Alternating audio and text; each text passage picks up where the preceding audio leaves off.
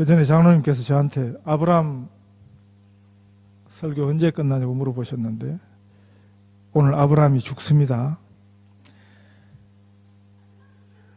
한 부자 할아버지가 돌아가셨는데 그 조용하게 진행되던 장례가 갑자기 소란해졌습니다. 그 할아버지 생전에 숨겨놓은 자식들이 하나 둘도 아니고 여럿이 나타난 것입니다. 그 일로 그 집안이 한참 시끄러웠습니다. 친자 확인을 하고 할아버지 남겨놓고 간 재산 어떻게 나누냐는 문제 때문에 법정을 들락거린다고 그 자녀들이 몸도 마음도 만신창이가 되었습니다.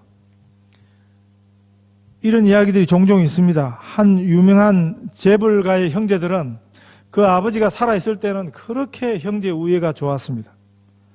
그런데 그 아버지 죽고 나니까 피만 안 흘렸지 형제 간에 혈투가 벌어졌습니다. 아버지가 남겨놓고 간 재산 때문에. 그 아버지가 생전에 그것을 만약 미리 알았었다면 자신이 남겨놓고 간 그 재산 때문에 그 사랑하는 자녀들이 그 형제 간에 피 흘리고 싸우는 그런 싸움을 미리 예상했더라면, 그것을 알고 아마 미리 잘 준비했더라면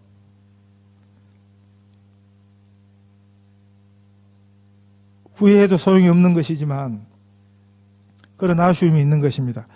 이런 이야기도 있습니다. 어느 시골 마을에 그 동네 땅 대부분을 소유하고 있던 그 동네에서 제일 부자 영감님이 계셨습니다. 그 집에 아들만 셋인데 어릴 때부터 부자 아버지를 둔 덕에 고생이라는 것을 모르고 자랐습니다. 그러던 그 동네에 교회가 하나 생겨나게 되었습니다.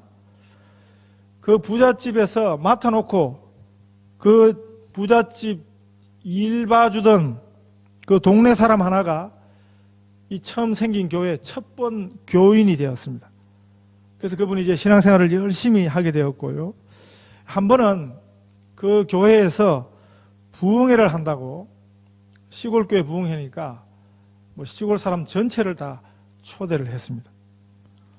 그 동네 제일 유직격인 이 부자 영감님도 초대를 받았는데 자기 가족들 다 이끌고 그날 교회 부흥회라는 데를 생전 처음 참석하게 되었습니다. 그날 저녁에 그 교회당을 새로 짓는다고 작정 헌금하는 순서가 있었습니다.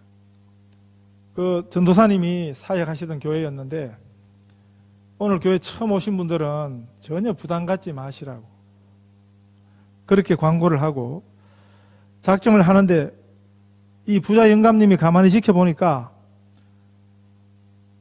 늘 자기 집 허드렛 일 도맡아 하던, 그래서 자기 집 일이 있을 때마다 와서 심부름 해주던 그 사람이 작정을 하는데 자기 전 재산을 드리겠다 이렇게 작정을 하는 것입니다. 이 영감님 생각에 재산도 별 것 없는 주제에 그까지 그 다 내어놓는다고 그 얼마 된다고 속에서 순간 호기가 생겼습니다. 자신도 손을 번쩍 들고는 내 전 재산을 이 교회에다 다 내놓겠습니다. 그렇게 선언을 하고 말았습니다. 마을 사람들 다 했는데서요. 물론 난리가 났지요. 그날 밤에 잠 한숨 못 자고 후회를 하고 내가 왜 그랬을까. 그러나 사람들 앞에서 손들고 한 약속인데 하는 마음과 또 곰곰이 생각해 보니까 자기 자식들이 자기 그 재산만 쳐다보고 있는 것이 결코 그 자녀들을 위해서 좋은 일이 아니겠다. 그런 생각을 하고 고심 끝에 그 약속을 이행을 했습니다. 그 아들들은요, 자기 아버지 재산만 쳐다보고 있다가 자기 아버지가 그런 큰 일을 저지르니까 이제 우리 아버지 믿고 아버지 밑에 있어서는 안 되겠다. 그런 마음을 가지고 다 서울로 올라가서 각자 삶을 열심히 살았답니다. 이 경우는요, 오히려 그 아버지가 그 아들들을 제대로 살게 한 것이었습니다. 우리의 안목이라는 것이 참 근시안적입니다. 그렇게 멀리 내다보지를 못합니다. 겨우 우리가 눈앞에 보이는 것만 보고 사는 것입니다. 그것이 우리의 한계입니다. 이에 반해서 믿음의 삶이라는 것은, 우리들이 하나님을 하나님으로 믿고 산다는 것은 우리들이 멀리 내다보는 것입니다. 어디까지 보느냐? 아브라함의 경우를 보면 죽음 이후도 내다보고 그 죽음 이후를 준비하는 삶이, 그것도 믿음의 삶이라는 것입니다. 오늘 본문이 그것을 보여주고 있습니다. 본문 이야기는 믿음의 조상 아브라함의 그 인생의 마지막 이야기입니다.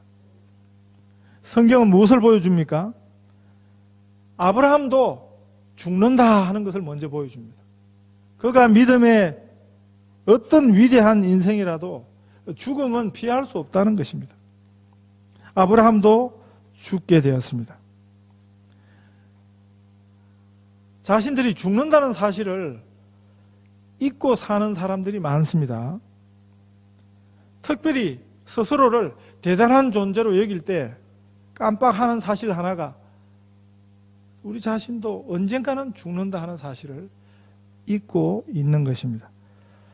그동안 그 한국 대통령 분들이 국민들 머리 아프게 한 분들이 참 많았습니다. 뭐 심지어는 어떤 분들이 대통령 될 때마다, 대통령마다 국민들을 제각기 방법으로 머리 아프게 하더라 그랬습니다. 제 생각에 한 분 그래서 좀 다른 대통령이 있었는데요. 그분은 대통령 재임 시에 자신이 대통령직을 그만둔 후에 대해서 늘 이야기를 했습니다. 다른 대통령들은 그러지 못했다고요. 대통령의 자리에, 왕의 자리에, 네? 국가의 최대 권한을 쥐고 있는 그 자리에 있으니까 그거 내려놓는 순간에 대해서 전혀 생각도 못했는 것입니다. 거기 비하면 이 대통령은 자신이 퇴임 후에, 네? 퇴임 후에를 항상 이야기를 평소에도 하셨다는 것입니다. 그것이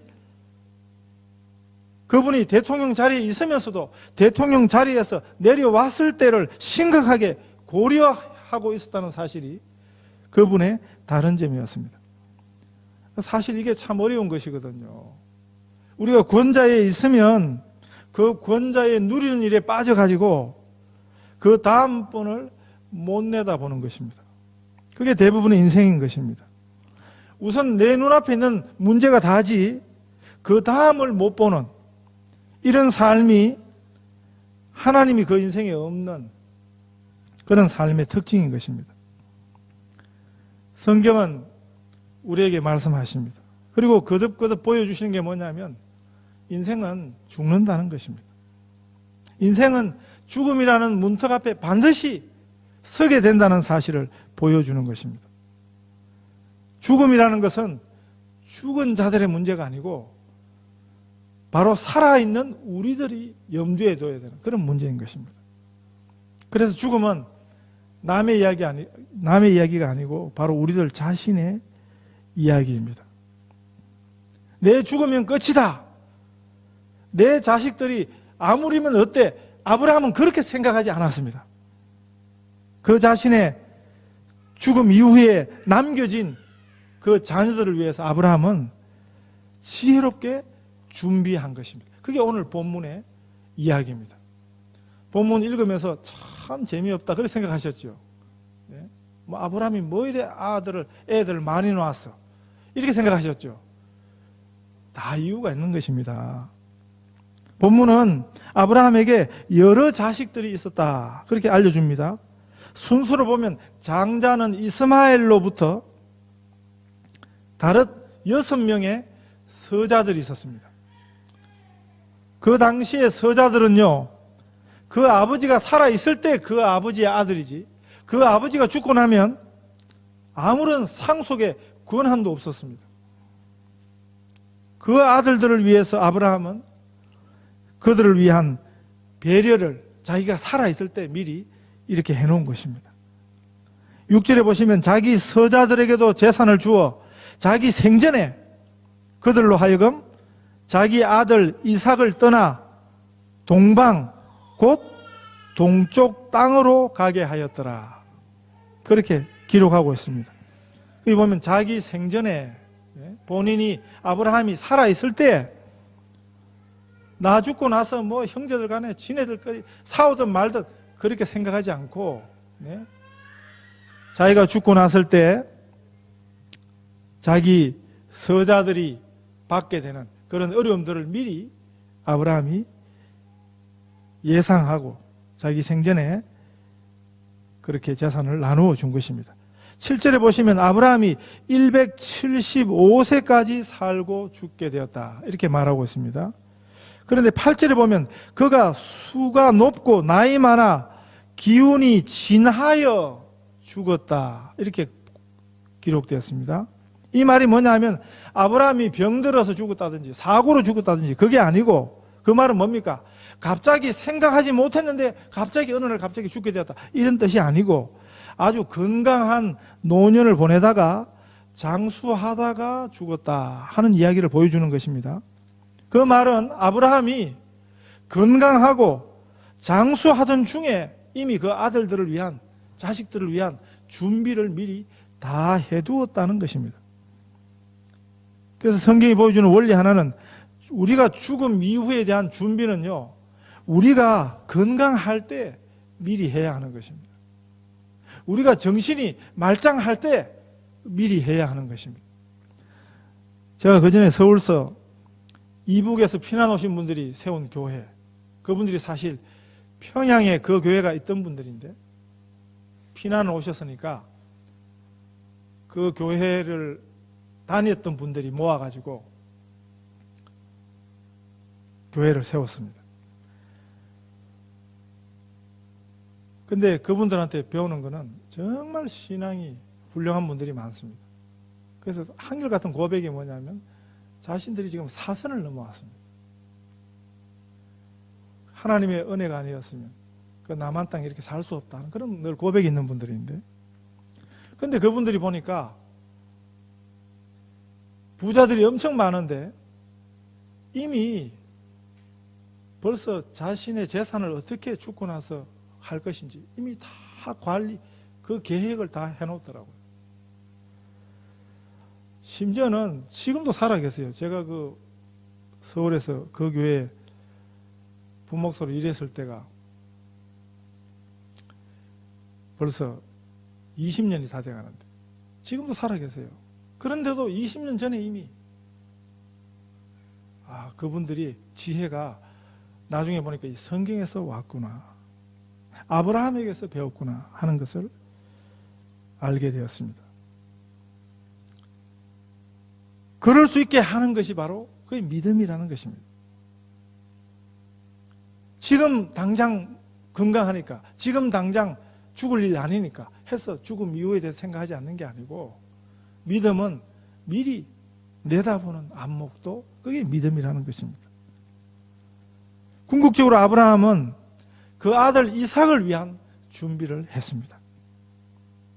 그 아들을 통해서 아브라함 자신에게 주신 그 하나님의 약속이 계속될 걸로 믿었기 때문인 것입니다. 하나님의 약속을 믿었기 때문에 그 믿음이 자기 아들을 위한 준비로 그렇게 나타난 것입니다. 아브라함은 죽어도 그에게 주신 하나님의 약속은 계속되는 것입니다. 사람 하나 죽는다 그래서 하나님의 일이 방해받지 않는 것입니다. 하나님의 복 주심의 특징이 무엇입니까? 영원성입니다. 이 세상에도 복이 있습니다. 그거는 한시적이에요. 상대적이에요. 변하는 것입니다. 하나님이 우리에게 주시는 복의 특징은 그건 영원한 것입니다. 지금 잠시 좋다고 많은 그런 게 무슨 대단한 축복이겠습니까? 우리들이 눈에 보이는 것만 쫓아 살 때에는 이런 잠시 있다 마는 것도 굉장히 축복으로 여기겠습니다만, 그러나 우리 하나님 말씀은 그런 데 속지 말라고 말씀합니다. 우리 당대에만 있는 복, 나만 누리고 끝나는 복, 그건 진짜 복이 아닌 것입니다. 모든 우리 부모들 생각은요, 차라리 나는 힘들었어도 우리 자녀들은 복되기를 바라는 그것입니다. 아니요, 우리 자녀들이 축복받는다면 나는 어떤 희생이라도 감수할 수 있다 하는 게 그게 우리 부모된 생각이고 마음입니다. 아브라함이 받았던 이 복이 진정한 축복이었으면 그가 죽음으로 하나님의 복이 끝나지 않고 그 아들 이삭에게 계속되는 그것이 아브라함이 받았던 복이 진정한 축복이구나 하는 것을 알게 해주는 것입니다. 그래서 11절 말씀에 보면 아브라함이 죽은 후에 하나님이 그 아들 이삭에게 복을 주셨고 그랬습니다. 12절 이하에는 또 다른 아들 이스마엘의 자손들의 이야기가 기록되고 있습니다. 그게 아이들 이름이 있지요. 우리는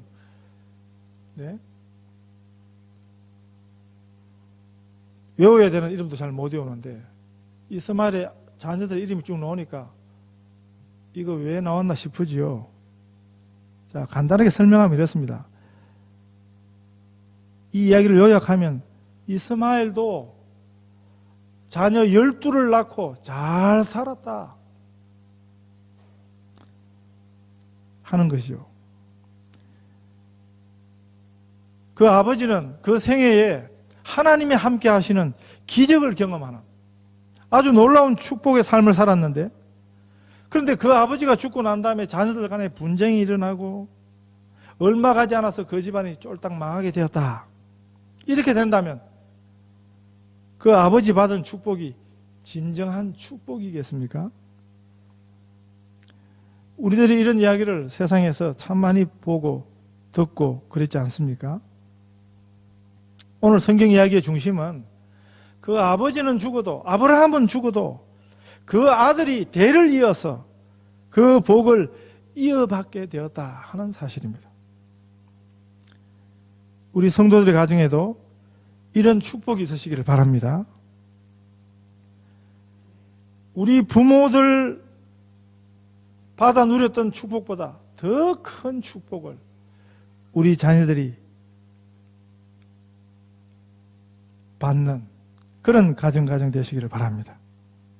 우리 자녀들의 믿음이 더 좋아지고 더 영적인 사람이 되고 우리 하나님의 마음을 시원케 하는 믿음의 귀한 자녀들이 다 되시기를 바랍니다. 아브라함은 죽어도 우리 육신의 부모 아버지는 죽어도 우리 하나님 아버지는 영원토록 우리와 함께 하십니다.